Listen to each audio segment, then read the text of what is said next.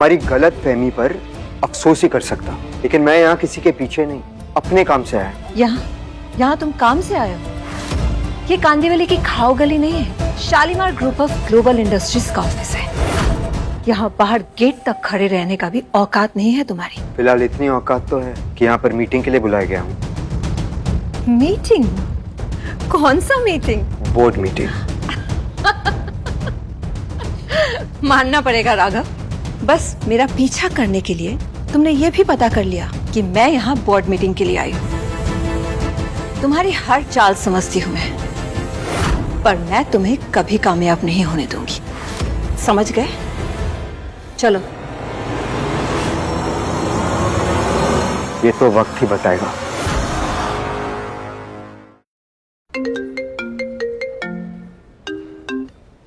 हाँ Nandini. Sir, प्रीटेक group से हमें एक डील ऑफर हुई है 5 करोड़ रुपए की।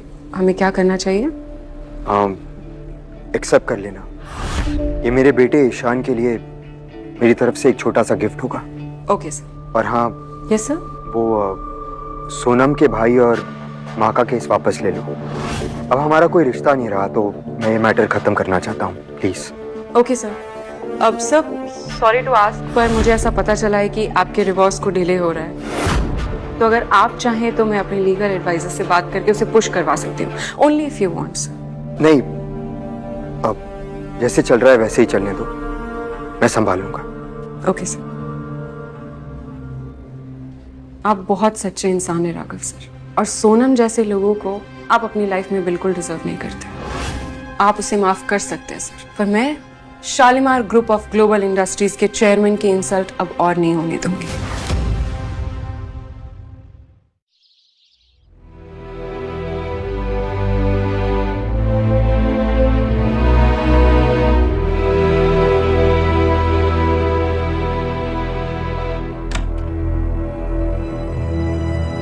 राघव, तुम यहाँ क्या कर रहे हो? अपना सामान लेने आया।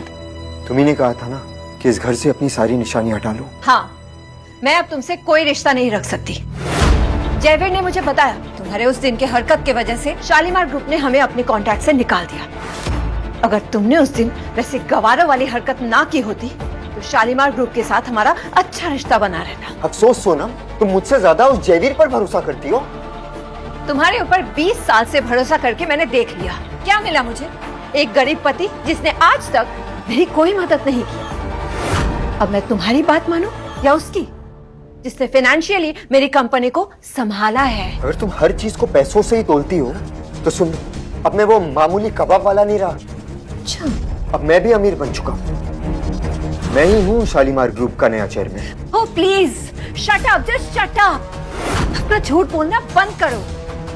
सोनम प्लीज प्लीज मेरा यकीन कर, मैंने तुम्हें हर मुश्किल हर परेशानी में बचाना चाहा, दुनिया की हर खुशी देने की कोशिश की, और तब मैं पैसों से मजबूर था। आज मैं अमीर बन चुका हूँ, जितना तुम चाहती थी उससे कई ज्यादा। प्लीज सोनम, मुझे एक और मौका दे दो। सोनम, मुझे याद है तुम्हें हमेशा शालीमार ग्रुप का बोर्ड मीटिंग अटेंड करना था। ये लो ऑफिशियल इनवाइट। अगर तुम चाहो तो तुम ईशान को भी साथ लेकर जा सकती हो। और कितना गिरोगे राघव? कितना झूठ बोलोगे? नकली चेयरमैन, नकली इनवाइट्स। कल ये मत कह देना कि तुम इस देश के प्रधानमंत्री हो। झूठ बोलने की भी एक हद होती है।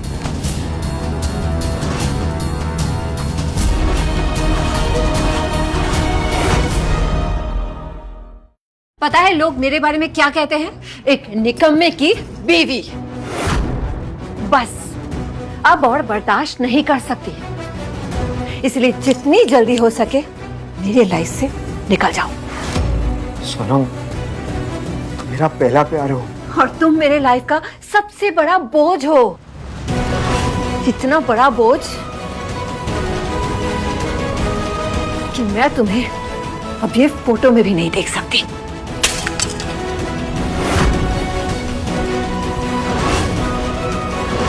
तुम ऐसा नहीं कर सकती हो सोनम। कानूनी तौर पर हम अभी भी शादीशुदा हैं। लेकिन बहुत जल्द नहीं रहेंगे। अगर मैं डिवोर्स पेपर्स पर साइन ना करूं तो? अच्छा, तुम कुछ भी कर लो, मैं तो तलाक लेके रहूंगी। ठीक है, ले लो डिवोर्स पेपर्स। तुमने जहां जहां बोला था मैंने वहां साइन कर दिया है। और ये है शालीमार ग्रुप के बोर्ड मीटिंग का इनविटेशन। झूठ कह रहा हूं या सच, खुदा कर देख लेना।